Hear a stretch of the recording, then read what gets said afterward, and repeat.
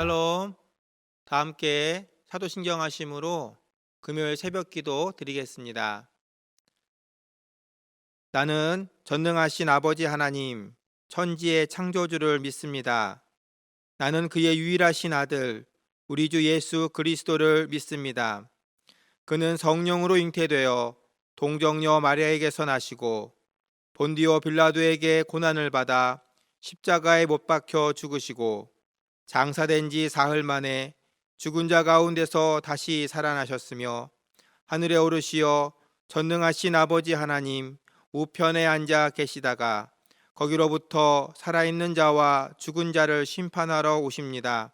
나는 성령을 믿으며 거룩한 공교회와 성도의 교제와 죄를 용서받는 것과 몸의 부활과 영생을 믿습니다. 아멘.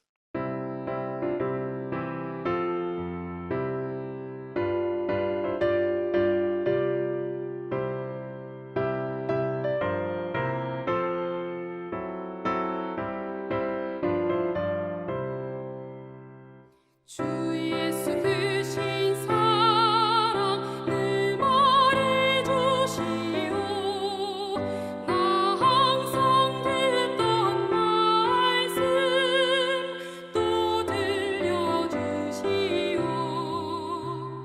정해지 않는 천국 주 예수 계신 곳 나 밝히 알아듣게 또 들려주시오. 나 항상 듣던 말씀 나 항상 듣던 말씀 주 예수 크신 사랑 또 들려주시오. 아침에 이슬 방울 쉬 사라짐같이 내 기억 부족하여 늘 잊기 쉬우니 잘 알아듣기 쉽게 늘 말해주시오. 날 구속하신 사랑 또 들려주시오. 나 항상 듣던 말씀 나 항상 듣던 말씀 주 예수 크신 사랑 또 들려주시오.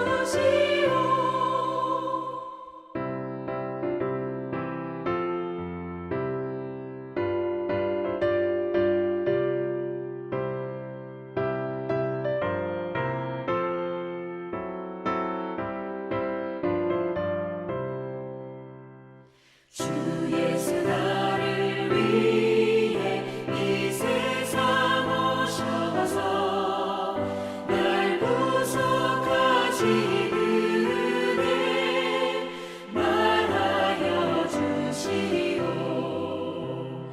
나 같은 사람 위해 주 보혈을 흘렸네.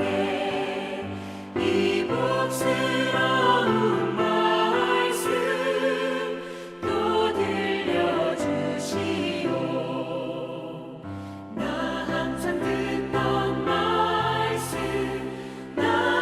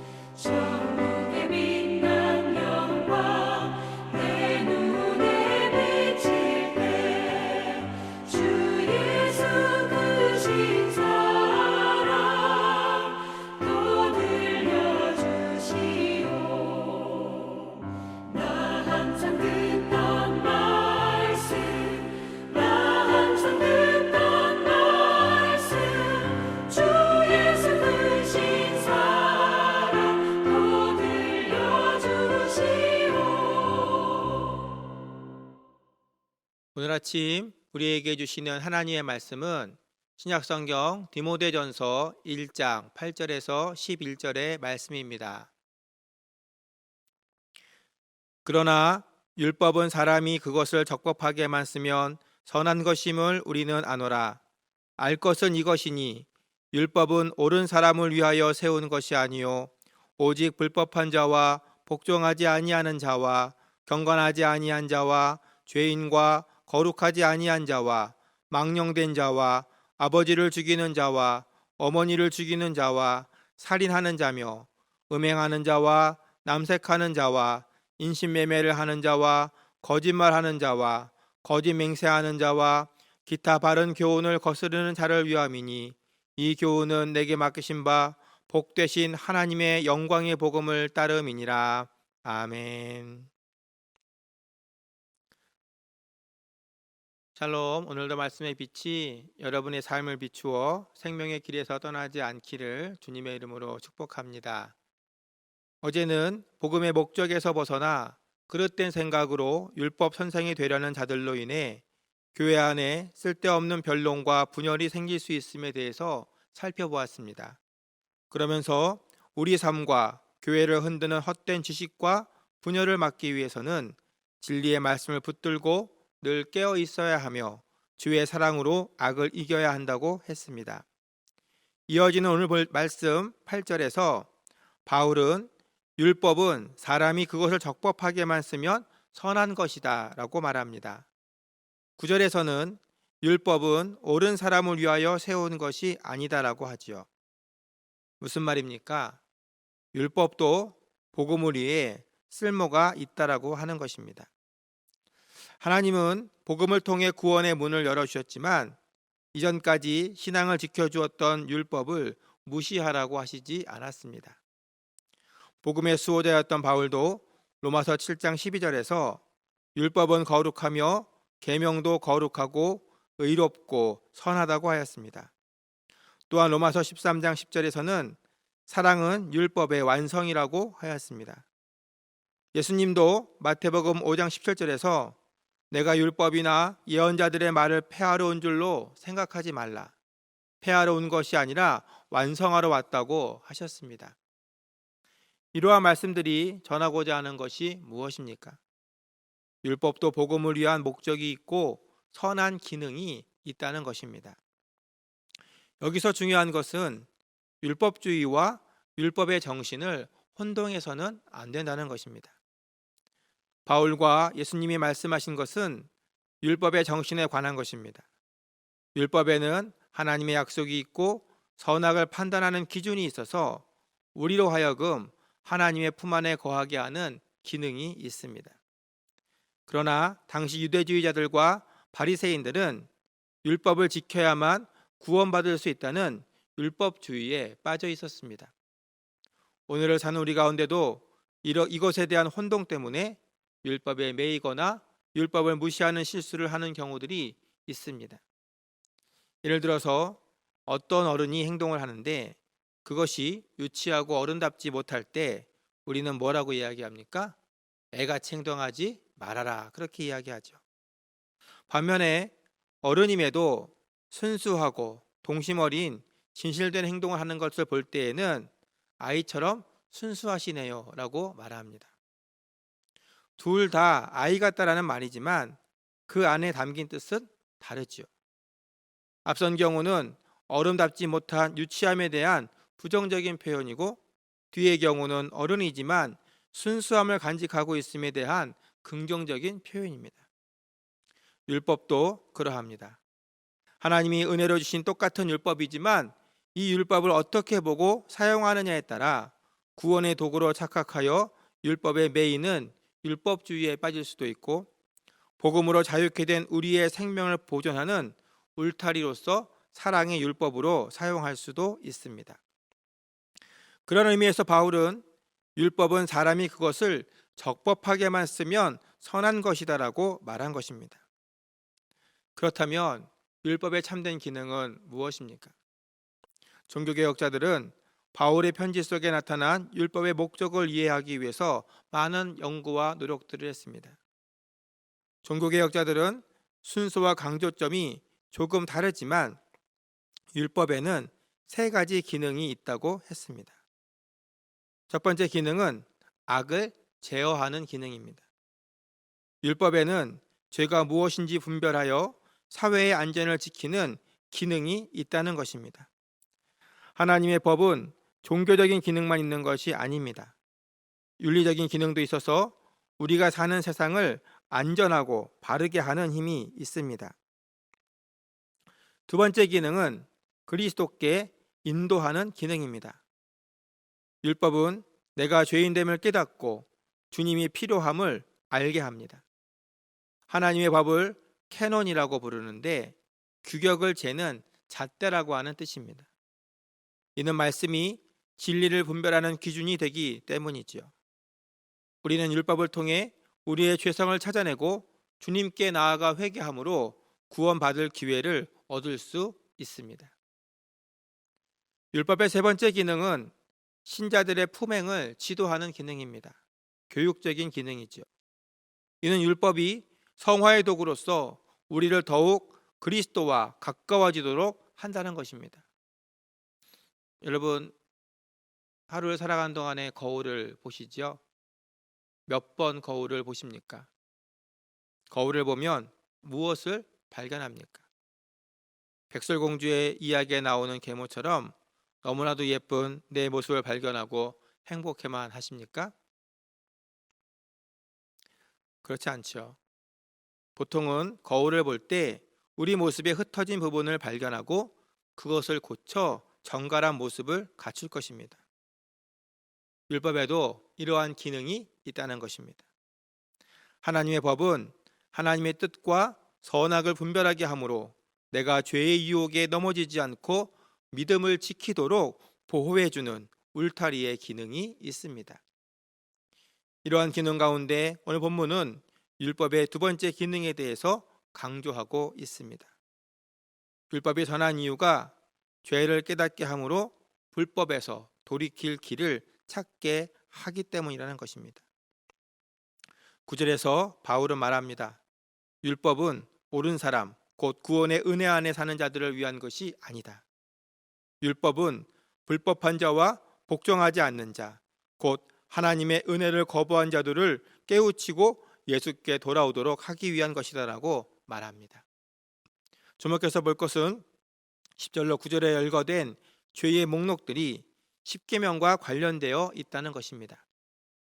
먼저 경건하지 아니한 자, 죄인은 하나님을 경외하지 않고 죄의 노예로 사는 그런 사람들입니다. 십계명의 1, 2계명을 어기는 사람들이죠. 거룩하지 아니한 자, 망령된 자는 하나님의 권위를 무시하고 하나님의 영광을 손상시키는 자들입니다. 십계명의 세 번째와 네 번째 계명을 무시하는 자들입니다. 아버지와 어머니를 죽이는 자와 살인하는 자는 다섯 번째와 여섯 번째 계명을 어기는 사람들이고, 음행하는 자와 남색하는 자는 일곱 번째 계명을 어기는 사람들입니다. 인신매매를 하는 자는 여덟 번째 계명을 어기는 사람들이죠. 특별히 출애굽기 21장 16절은 인신매매는 반드시 사형으로 다스리는 도둑질 중에서도 용서받지 못할 죄였음을 분명하게 이야기합니다. 사람을 납치한 자가 그 사람을 팔았든지 자기 수하에 두었든지 그를 반드시 죽일지니라. 거짓말하는 자와 거짓 맹세하는 자들은 어떤 사람들입니까? 아홉 번째 계명을 무시하는 사람들이죠. 열 번째 계명과 관련되어서는 구체적인 예를 들지 않지만 끝 무렵에 기타 바른 교훈을 거스르는 자를 위함이니라고 말하면서 하나님의 뜻에 거역하는 자들을 위해 율법이 필요하다고 이야기합니다. 이처럼 하나님의 뜻을 무시하는 사람들이 늘어나고 복음의 은혜가 도전받는 시대 속에서 성도들은 어떻게 살아야 하겠습니까? 먼저는 하나님의 진리되는 바른 교훈을 붙들고 살아야 합니다. 현대 민주주의 사회는 법을 통해 제도를 개선하며 발전합니다. 예를 들어 노예제도는 과거에는 정당한 것이었지만 오늘날에는 폐기되었습니다. 한편 최근에 사회적 관심을 많이 받는 동성애자들의 권리에 대한 입법 움직임도 보면 과거에는 사회적으로 받아들여지지 않던 것을 시대의 조류와 정당의 이익에 따라 동성애가 가져오는 사회적 폐해가 되는 부분은 가려진 채 인권적 측면에서만 옹호하려는 움직임들이 있습니다. 물론 교회는 동성애를 반대해야 합니다. 하나님의 뜻이 아니기 때문입니다. 그러나 잘못된 선택을 한 동성애자들이 회개하고 바른 삶으로 돌아오도록 용서하고 길을 내어주며 치유해 주어야 합니다. 사랑은 언제나 온유하며 잘못된 것을 변화시켜 새롭게 하는 하나님의 능력이기 때문입니다. 죄는 미워하되 사람은 미워하지 말라는 것이 하나님 법의 근간이기 때문이지요. 그러고 보면 세상의 법은 절대 선과 정의를 지향하는 것이 아니라 시대의 힘과 감상에 따라 어제의 정의가 오늘의 죄가 되고 어제의 죄가 오늘의 정의가 되는 것을 볼 수 있습니다. 사랑하는 성도 여러분, 시대에 따라 정의가 흔들리는 세상에서 우리가 끝까지 의지할 수 있는 것은 무엇이겠습니까? 온전하게 성취됨을 향해 나아가며 1.1획도 변함이 없는 하나님의 말씀뿐입니다. 세상이 현실적인 힘에 의해 아무리 법조문을 바꾸어도 하나님의 법은 변하지 않으며 율법의 완성인 복음은 결코 흩어짐이 없습니다. 그러므로 성도는 우리가 받은 하나님의 법과 복음이 영적인 구원에만 아니라 세상의 공의를 지키는 데도 소중함을 믿고 복음을 지키고 전하는 일에 힘을 다해야 하는 것입니다. 두 번째, 우리는 영광스러운 바른 복음을 전하며 살아야 합니다. 11절에서 바울은 이 교훈은 내게 맡기신 바 하나님의 영광의 복음을 따름이니라고 말합니다. 이 말은 율법과 복음은 복되신 하나님으로부터 나온 것이며 하나님께서는 내게 이 영광의 복음을 전하도록 맡기셨다는 뜻입니다. 복이신 하나님이 내게 생명의 복을 주셨고 또한 우리에게 복을 나누어 주는 사명을 주셨다는 것입니다. 하나님은 복음과 율법을 통해 우리에게 변하지 않는 생명을 주셨고 우리에게 그 복을 전하라는 사명을 주셨습니다. 바울은 이 사명을 귀히 여겼습니다. 사도행전 20장에서 3차 전도여행을 마치고 예루살렘으로 돌아가던 바울은 밀레도에서 에베소 교회 장로들을 만난 자리에서 이런 고백을 했습니다.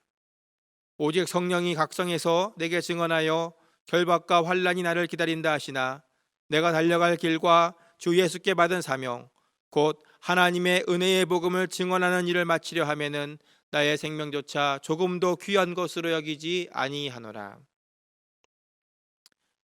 바울은 하나님께 받은 복음을 전파하기 위해 자신의 모든 것과 생명까지 드림에도 주저하지 않았습니다.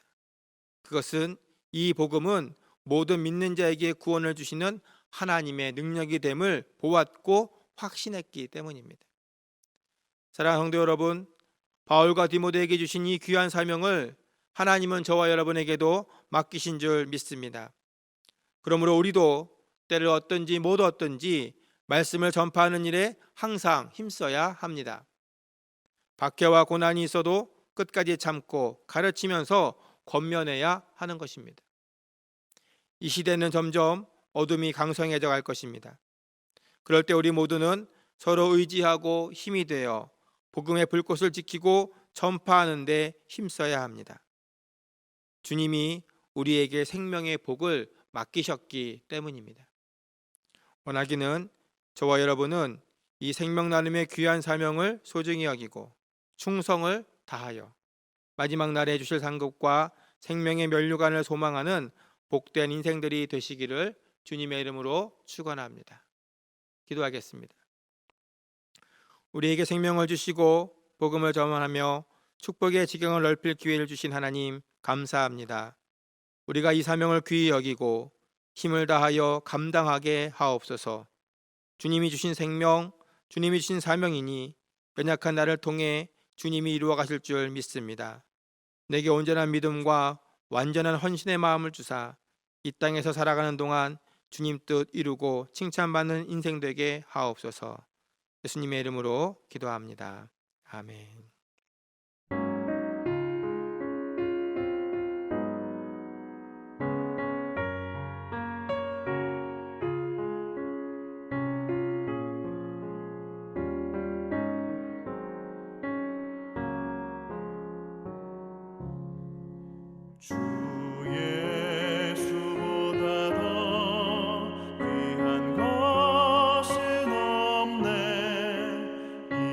세상 부귀와 바꿀 수 없네. 영 죽은 내 대신 돌아가신 그 놀라운 사랑 잊지 못해. 세상 즐거움 다 버리고 세상 자랑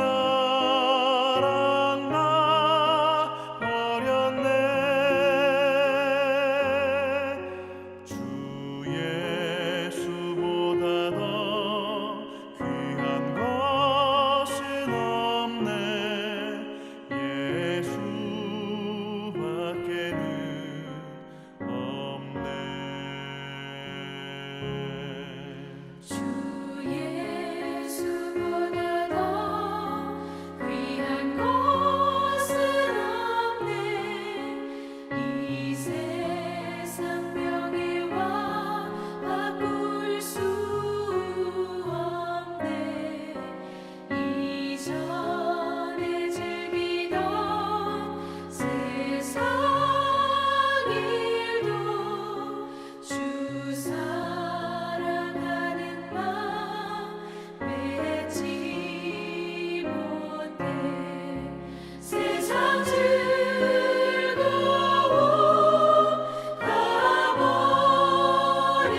버리고 세상 자랑 다 버렸네. 주 예수보다 더 귀한 것은 없네. 예수밖에는 없네.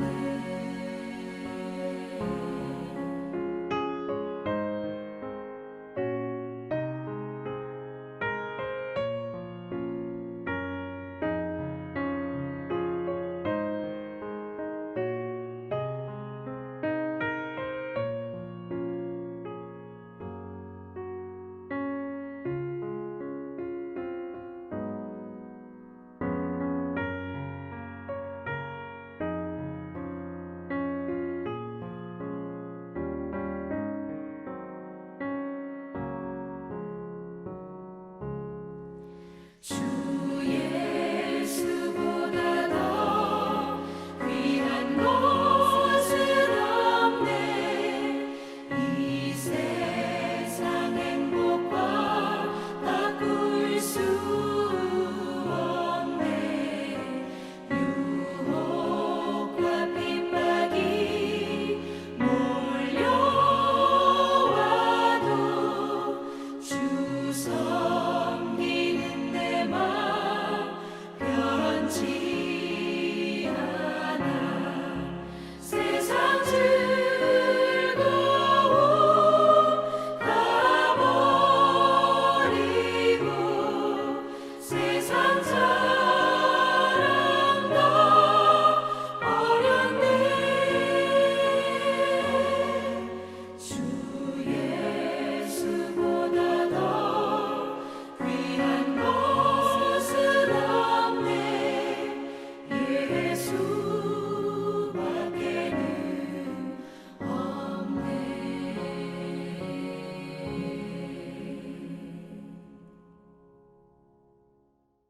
오늘도 말씀을 의지하여 승리하는 복된 하루가 되시기를 바랍니다. 다 함께 주기도문 하심으로 새벽 기도회 마치겠습니다. 하늘에 계신 우리 아버지, 아버지의 이름을 거룩하게 하시며 아버지의 나라가 오게 하시며 아버지의 뜻이 하늘에서와 같이 땅에서도 이루어지게 하소서. 오늘 우리에게 일용할 양식을 주시고 우리가 우리에게 잘못한 사람을 용서하여 준 것 같이 우리 죄를 용서하여 주시고 우리를 시험에 빠지지 않게 하시고 악에서 구하소서. 나라와 권능과 영광이 영원히 아버지의 것입니다. 아멘.